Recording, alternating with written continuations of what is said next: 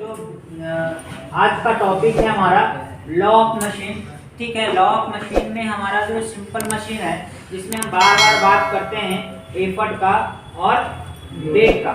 ठीक है, तो लॉ ऑफ मशीन भी रिलेशन देगा एफर्ट और लोड के साथ। मगर पिछले क्लास में फ्रिक्शन में पढ़े थे कि जितना हम एफर्ट लगाते हैं सारा का सारा एफर्ट लोड लिफ्टेड में नहीं लगता, कुछ पार्ट किसमें चला जाता है, फ्रिक्शन में चला जाता है। तो कहता है कि thus the any machine if we record the various effort required to rise the corresponding load and plot the graph between load and effort।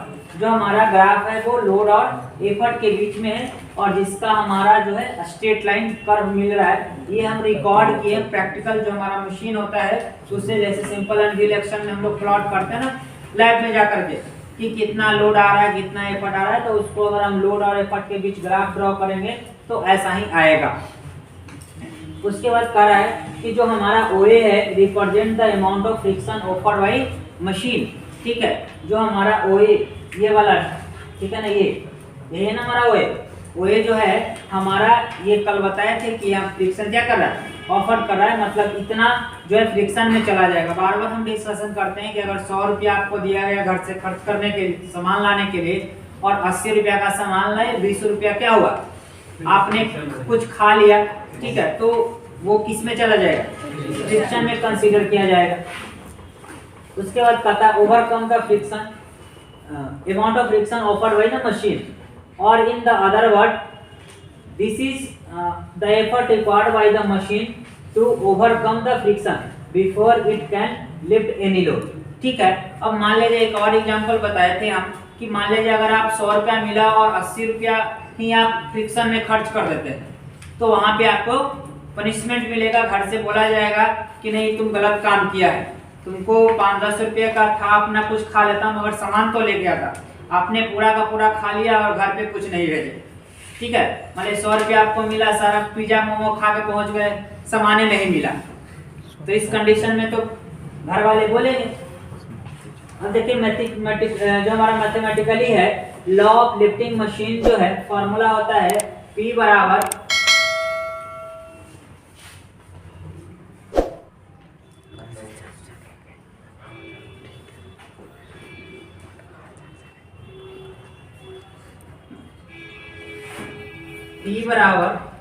mW plus C। ठीक है, ये हमारा लॉ ऑफ मशीन का फॉर्मूला होता है P बराबर mW plus C, जहाँ पे P जो है हमारा एफर्ट होता है, क्या होता है, एफर्ट होता है, और mW तो हमको पता है क्या होता है, लोड। ठीक है, लोड होता है, और जो हमारा C है एक कांस्टेंट होता है, और M जो होता है कोएफिशिएंट ऑफ फ्रिक्शन। ठीक है, ये फॉर्मूला हमको याद रहना चाहिए, या फिर आपके ऑब्जेक्टिव में पूछेगा कि जो हमारा लॉ ऑफ मशीन का फॉर्मूला क्या होता है। सो लॉ ऑफ मशीन का जो फॉर्मूला होता है P बराबर mW प्लस C, जहाँ पे P हमारा एफर्ट है, W हमारा क्या है, लोड है, C हमारा कांस्टेंट है, और M हमारा कोएफिशिएंट ऑफ फ्रिक्शन है, या फ्रिक्शन फ्रिक्शन है, कोएफिशिएंट ऑफ फ्रिक्शन ही बोल सकते हैं इसको। ठीक है, या फ्रिक्शनल एफर्ट भी बोल सकते हैं M को। ठीक है, यहाँ तक किसी को दिक्कत नहीं। तो लॉ ऑफ मशीन में हमारा यही है, अगर मान लिया शॉर्ट क्वेश्चन में पूछता है कि what is law of machine, explain about law of machine, ऐसा क्वेश्चन अगर पूछता है तो हम लोग इसके बारे में लिखेंगे कि लॉ ऑफ मशीन जो होता है रिलेशन बिटवीन किसका होता है, लोड और एफर्ट के बीच में होता है। अगर आप इसका डायग्राम और ये फॉर्मूला लिख देंगे तो आपको 3 नंबर या 2 नंबर में अगर आता है तो 2 या 3 नंबर आपको क्या होगा, पूरा का पूरा मिल जाएगा। एक्सप्लेन अगर करना है लॉ ऑफ मशीन को तो it is the relation between load and effort. ठीक है, और इसका ये डायग्राम है और इसका फॉर्मूला है, जहाँ पे आप नोटिस कीजिएगा कि P हमारा एफर्ट है, M हमारा W हमारा जो लोड है, C हमारा कांस्टेंट है, और M हमारा फ्रिक्शन है, कोएफिशिएंट ऑफ फ्रिक्शन है। ठीक है, उसके बाद क्वेश्चन हम देखते हैं, कहता है कि what load can be lifted bye an effort of 120 Newton. ठीक है, अब देखिए जो हमारा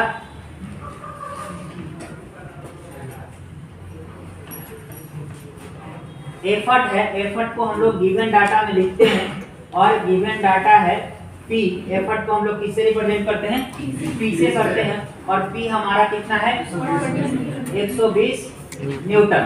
उसके बाद बोला है कि if velocity ratio is 18, velocity में क्या है? वीआर कितना है? 18, कोई यूनिट नहीं होगा। Efficiency of the machine at the load is 60%। Efficiency दिया है कितना? 60%। Determine the law of machine, determine the law of machine मतलब करना है टू फाइंड में क्या निकालना है? Law of machine. Law of machine होता क्या है चीज जानना होगा। लॉ ऑफ मशीन अभी बताए थे कि पी जो बराबर होता है MW प्लस C, यानी हमको देखो जैसा ही लॉ ऑफ मशीन बोलेगा मतलब M फाइंड आउट करना होगा और C फाइंड आउट करना होगा। W और P कुछ ना कुछ तो दिया रखा होगा, ठीक है? इसी में से कुछ दिया रहेगा, कुछ क्या होगा? फाइंड आउट करना होगा। इसके बाद पढ़ते हैं if it is observe that effort of 200 newton is required to lift the load of, तो कितना है हमारा एफर्ट? एफर्ट हमारा एक और एफर्ट जो दिया वो हमारा कितना है? 200 न्यूटन और लोड हमारा कितना दिया? 26 क्या 100 newton and find the effort required to run the machine at the load. W जो दिया है वो 3.5 किलो न्यूटन पर और इसी से पूछा है हमारा, इसी से पूछा है कि P क्या होगा, ठीक है? पहले हम क्वेश्चन को समझते हैं। इतना हमारा डाटा दिया है और इसी में हमको कुछ फाइंड आउट करना है। देखिए करते क्या है कि लॉ ऑफ मशीन बोला है तो पहले तो ये वाला सेटअप करना होगा। दो इक्वेशन है, दो अननोन होगा तो दो इक्वेशन चाहिए। अगर दो इक्वेशन है तो दो अननोन एक को कैंसिल करके एक और दूसरा फिर फाइंड आउट कर सकते हैं। देखिए यहाँ पे जो है दो P के बारे में बोला है और एक इफिशिएंसी भी दे रखा है, दे रखा है कि नहीं? तो हम क्या है कि अगर हमको M निकल जाए और C निकल जाए तो मेरा काम हो जाएगा क्योंकि W तो पता है, ठीक ना? अब हम करते हैं काम। अगर हम P बराबर हम लाते हैं MW प्लस C, ठीक है? अब हमको बताइए कि P ये वाला रख लेते हैं पहले। अगर 200 बराबर है M नहीं पता और W कितना 26 प्लस C, इक्वेशन इसको 1 मान लेते हैं, कोई दिक्कत? इक्वेशन माने। और दूसरा है कि देखो एक तो फॉर्मूला V और इफिशिएंसी और P तो W नहीं निकलेगा, निकलेगा कि नहीं? कैसे निकलेगा? देखिए अगर हमको इफिशिएंसी बराबर फॉर्मूला होता है MA बाई VR और एक और फॉर्मूला होता है W बाई P इंटू क्या VR। W हमको तो नहीं पता, W तो पता नहीं ना, W तो फाइंड आउट करना है और हमको पता कितना P 120 इंटू VR कितना 18 बराबर 0.6। यहाँ तक किसी को दिक्कत तो बोलो। 60% को 0.6 लिख सकते हैं। उसके बाद अगर W बराबर आ जाए कितना 120 इंटू 18 इंटू 0.6, पॉइंट हटा के 10 से कट जाएगा, कैलकुलेट करके कितना आएगा बताओ? W कैलकुलेट करके बताओ। 12 गुना 18 गुना 6, कैलकुलेट करो कैलकुलेटर से। 12 गुना 18 गुना 6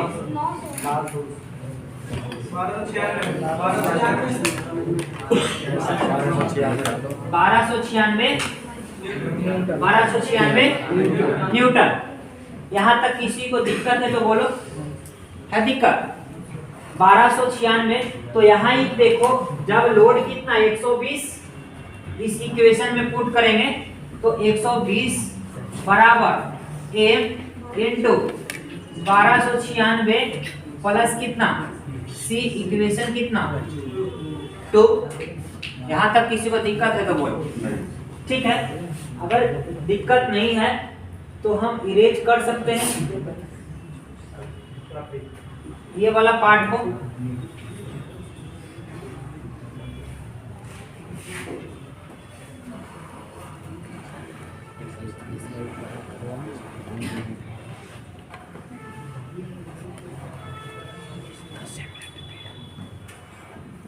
ठीक है, अब देखिए हमको ये बताइए कि जो हमारा अब ये दो इक्वेशन है, इसमें थोड़ा आजादी भी होगा। क्या आजादी है? अगर इस दोनों इक्वेशन को घटा दें, दोनों इक्वेशन को घटा दें तो ये वाला c कैंसिल हो जाएगा क्या, और 200 में से 120 जाएगा तो 80 बचेगा क्या, बराबर m दोनों में कॉमन होगा क्या, और 2600 में से 1296 जाएगा, कितना आएगा 1304। 2600 माइनस 1296, ठीक है, क्योंकि c और c तो कैंसिल हो गया, ठीक ना। तो हमको बताइए कि m बराबर जो है 80 बटा 1304 बराबर बताइए 16.3 कहाँ है, कुछ चला है क्या? 0.06 यूनिट आएगा नहीं, क्योंकि ये कोफिशिएंट ऑफ फ्रिक्शन है। क्या है? कोफिशिएंट ऑफ फ्रिक्शन है। अब सुनो, ये बात समझ में आए तो बोलो, ये निकल गया। अब उसके बाद हमको फाइंड आउट करना है क्या, सी। तो अब putting the value of m लिखेंगे ना, या इक्वेशन इसको 3 मानेंगे, तो putting the value of equation 3 in equation क्या 1। क्या पढ़ रही है तुम? वही डिवाइड करके वैल्यू देख रहा था। इक्वेशन 3 का वैल्यू हम लोग पुट करेंगे किस में, या तो इक्वेशन 1 में पुट कर लें या इक्वेशन 2 में पुट कर लें। तो अगर पुट करेंगे तो बताइएगा हमको कि 200 बराबर 0.06 गुना 2600 प्लस सी, तो सी का वैल्यू क्या आएगा, सी का क्या आएगा 44। क्या आएगा, कुछ कांस्टेंट ही आएगा ना, वैल्यू तो आएगा नहीं। सी बराबर 44। यहाँ तक किसी को दिक्कत है तो बोलो, है दिक्कत? नहीं दिक्कत है तो लॉग मशीन m निकल गया W प्लस सी। W तो दे रखा ना 3.5 किलो न्यूटन, तो लॉग जो मशीन आएगा P बराबर जो आएगा वो m कितना आया 0.06 क्या इंटू W प्लस कितना 44। ये जो हमारा आया ये पहला आंसर आया कि नहीं आया, ये हमारा पहला आंसर आया। कौन वाला, लॉग मशीन MW प्लस सी।